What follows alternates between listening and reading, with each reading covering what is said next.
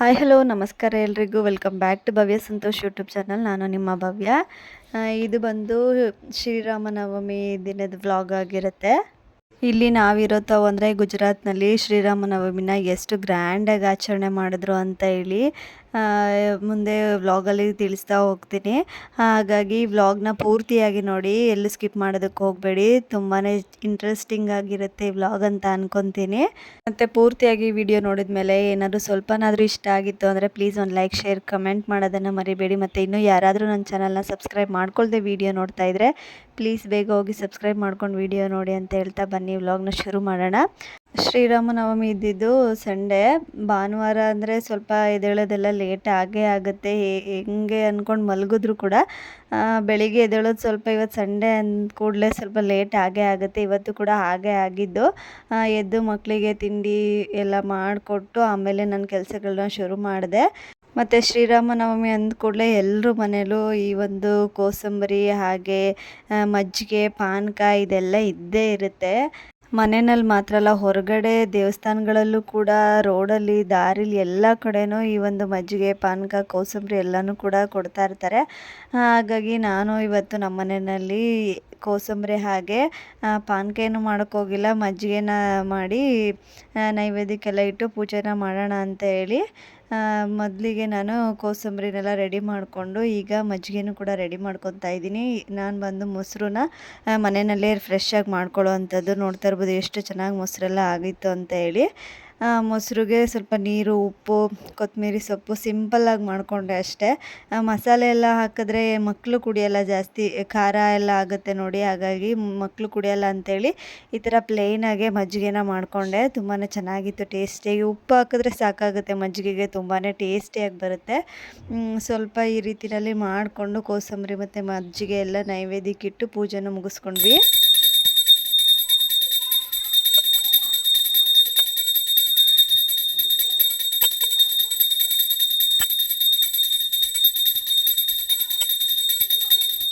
ಶ್ರೀರಾಮಂದು photo ಯಾವುದು ಇಲ್ಲದೆ ಇರೋ ಕಾರಣ ಈ ಒಂದು ಫೋಟೋ ಅಯೋಸ್ನಾನ ಮಂದಿರ ಓಪನ್ ಆಯಿತು ನೋಡಿ, ಅವಾಗ ಕೊಟ್ಟಿದ್ರಲ್ಲ ಅದೇ ಫೋಟೋನ ಇಟ್ಟು ದೇವ್ರ ಮುಂದೆ ಪೂಜೆನ ಮಾಡ್ಕೊಂಡ್ವಿ ಸಿಂಪಲ್ಲಾಗಿ. ಇನ್ನು ಪೂಜೆ ಎಲ್ಲ ಮುಗಿಸಿ ತಿಂಡಿ ಎಲ್ಲ ಮಾಡಿ ಹಾಗೆ ಮಜ್ಜಿಗೆ ಹೆಸರು ಬೇಳೆ ಎಲ್ಲ ತಿಂದ್ಕೊಂಡು ಮಕ್ಕಳ ಜೊತೆ ಸ್ವಲ್ಪ ಹೊತ್ತು ಟೈಮ್ ಸ್ಪೆಂಡ್ ಮಾಡಿಕೊಂಡು ಹಾಗೆ ಕೂತಿದ್ವಿ ಮನೆಯಲ್ಲಿ. ಕರೆಕ್ಟಾಗಿ 1:30-2 ಗಂಟೆ ಟೈಮಿಗೆ ಈ ಥರ ಒಂದು ರ್ಯಾಲಿ ಮಾಡ್ತಾರೆ. ಪ್ರತಿ ವರ್ಷವೂ ಕೂಡ ಶ್ರೀರಾಮನವಮಿ ದಿನ ಶ್ರೀರಾಮಂದು ಸ್ಟ್ಯಾಚ್ಯೂನೆಲ್ಲ ಇಟ್ಟು ಅದಕ್ಕೆ ಪೂಜೆ ಎಲ್ಲ ಮಾಡಿಕೊಂಡು ಈ ಥರ ರೋಡಲ್ಲಿ ರ್ಯಾಲಿ ಮಾಡ್ತಾರೆ. ಬರೀ ಇದೊಂದು ರೋಡ್ ಅಂತ ಅಲ್ಲ, ಇಲ್ಲಿ ನಾವಿರೋಂಥ ಸಿಟಿಲಿ ಅಕ್ಕಪಕ್ಕದ ರೋಡ್ ಎಲ್ಲ ಕಡೆನೂ ಕೂಡ ಎಲ್ಲ ಏರಿಯಾಗಳಿಂದನೂ ಕೂಡ ಈ ಥರ ಒಂದೊಂದು ಶ್ರೀರಾಮಂದು ಸ್ಟ್ಯಾಚ್ಯೂನ ಇಟ್ಕೊಂಡು ರ್ಯಾಲಿನ ಬರ್ತಾರೆ. ನೋಡ್ತಾ ಇರ್ಬೋದು ಅಷ್ಟು ಮಧ್ಯಾಹ್ನದ ಬಿಸಿಲಲ್ಲೂ ಕೂಡ ಎಷ್ಟು ಜನ ನಿಂತಿದ್ರು ಅಂತ ಹೇಳಿ ತೋರಿಸ್ತೀನಿ ನಿಮಗೆ. ಫುಲ್ಲು ಜನ ಅಂದರೆ ಜನ, ಕಾಲಿಡೋಕ್ಕೂ ಕೂಡ ಜಾಗ ಇರಲಿಲ್ಲ. ನಾನು ಸರಿ ಅಷ್ಟು ಹತ್ತಿರ ಕೂಡ ಹೋಗಿಲ್ಲ. ಇಲ್ಲಿ ಒಂದು ಮನೆ ಹತ್ರ ಮೇಲೆ ಸೆಕೆಂಡ್ ಫ್ಲೋರಲ್ಲಿ ಅಲ್ಲಿ ನಿಂತ್ಕೊಂಡು ಮೇಲಿಂದ ನೋಡ್ತಾ ಇರೋವಂಥದ್ದು. ಇನ್ನು ಅಪ್ಪು ಮತ್ತು ಅವ್ರ ಪಪ್ಪ ಅಲ್ಲಿ ಒಳಗಡೆ ಕರ್ಕೊಂಡು ಹೋಗ್ತೀನಿ ಅಪ್ಪನ ಅಂತ ಹೇಳಿ ಅಲ್ಲಿ ಒಳಗೆ ಹೋಗಿದ್ರು. ಎಲ್ಲೋದ್ರು ಎಲ್ಲಿ ಬಂದರು ಅಂತ ನನಗಂತೂ ಗೊತ್ತೇ ಆಗಿಲ್ಲ. ನೋಡ್ತಾ ಇರ್ಬೋದು ಇಲ್ಲಿರೋ ಅಷ್ಟು ಹಿಂದೆ ಇರೋವಂಥ ಶ್ರೀರಾಮಂದು ಸ್ಟ್ಯಾಚು. ಈ ಜನಗಳು ನೋಡ್ತಾ ಇರ್ಬೋದು ಎಲ್ಲಿಂದ ನಿಂತಿದ್ದಾರೆ ಅಂತ ಹೇಳಿ. ತುಂಬ ಅಂದರೆ ತುಂಬ ಜನ ಇದ್ದರು. ಪ್ರತಿ ವರ್ಷವೂ ಕೂಡ ಶ್ರೀರಾಮನವಮಿನ ಇಷ್ಟೇ ಗ್ರ್ಯಾಂಡಾಗಿ ಮಾಡ್ತಾರೆ ಈ ಕಡೆ.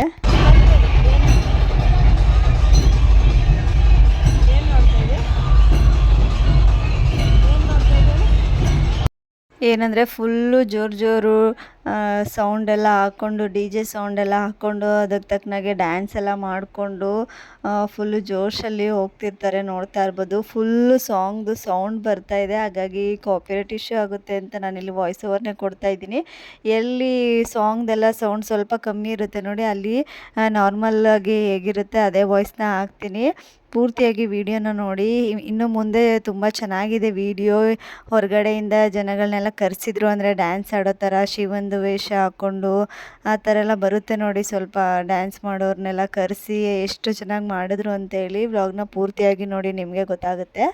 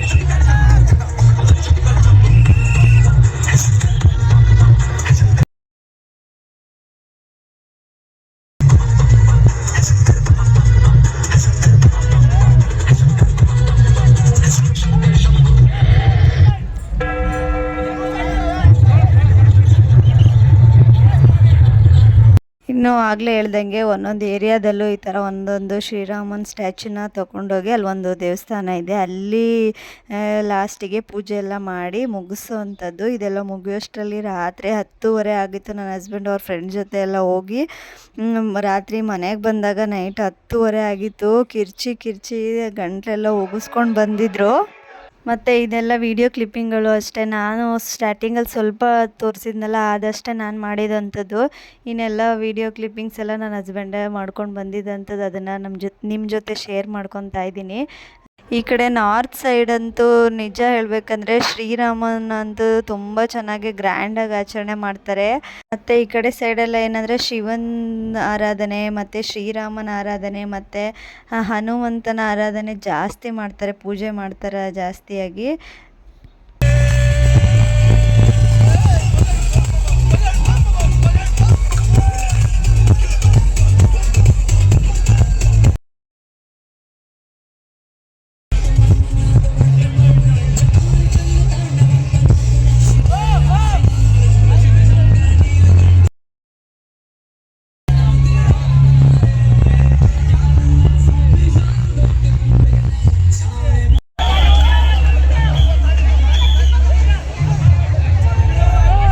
ಮತ್ತು ಇಲ್ಲಿ ಬಂದು ಸುತ್ತ ಈ ಪೆಟ್ರೋಲ್ನೆಲ್ಲ ಹಾಕಿ ಬೆಂಕಿನ ಹಾಕ್ಕೊಂಡು ಮಧ್ಯೆ ಇವರು ಡ್ಯಾನ್ಸ್ ಮಾಡೋ ಥರ ಒಂದು ಇದೆಲ್ಲ ಮಾಡಿದರು. ಬಟ್ ಅದು ಫ್ಲಾಪ್ ಆಯಿತು ಅಂತ ಕಾಣುತ್ತೆ, ಸರಿಯಾಗಿ ಅದು ಬೆಂಕಿ ಅಂಟ್ಕೊಂಡಿಲ್ಲ.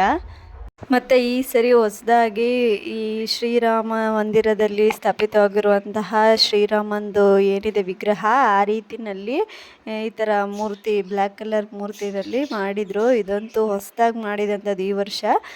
ತುಂಬಾ ಚೆನ್ನಾಗಿತ್ತು ಅಂತೇಳಿ ಹೇಳ್ತಿದ್ರು ನನ್ನ ಹಸ್ಬೆಂಡು. ಬೇರೆ ಒಂದು ಏರಿಯಾದವರು ಇದನ್ನು ಮಾಡ್ಕೊಂಡು ಬಂದಿದ್ದಂಥದ್ದು.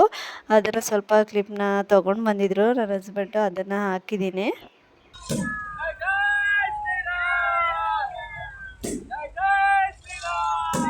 ಮತ್ತು ಇದು ಬಂದು ನೆಕ್ಸ್ಟ್ ಟೈಮ್ ಮಂಡೇ ವ್ಲಾಗು. ಇದನ್ನು ಸ್ವಲ್ಪ ಆ್ಯಡ್ ಮಾಡ್ಕೊಂಡಿದ್ದೀನಿ. ಅಂದರೆ ನಾವು ದೇವಸ್ಥಾನಕ್ಕೆ ಹೋಗಿದ್ವಿ, ಶಿವನ ದೇವಸ್ಥಾನಕ್ಕೆ.